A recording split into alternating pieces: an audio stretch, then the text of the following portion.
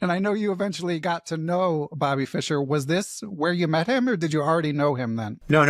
Actually, the only period I really had any interaction with him was that week where he visited, it felt like almost every day at the U.S. Junior Championship. And frankly, some of the other players hung out with him more than I did because I was up in my room working on my openings to prepare for the game.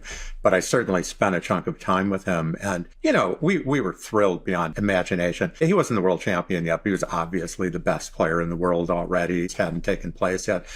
Think if your, high school basketball team and LeBron James walks in and says, I'll show you a few things or, other analogies. We, all of us were just sort of wondering, why would he visit us?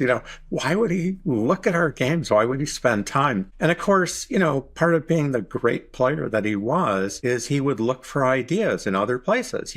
Now 16 nowadays, maybe he's considered an old man, but I think Gukesh, was just turning 18 as he won the world championship. But, the young players often have fresh takes on openings and stuff. So, he was incredibly nice and went over games. And the thing that really stuck in my mind the most was that he had not been strong at rook endings. For a while. It was a weakness in his game.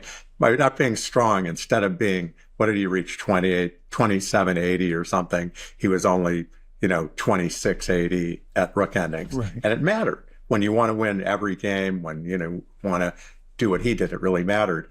And he evidently locked himself in a room for 3 months, he told us, hotel room with no window, and just studied and studied. And you saw it. It came out.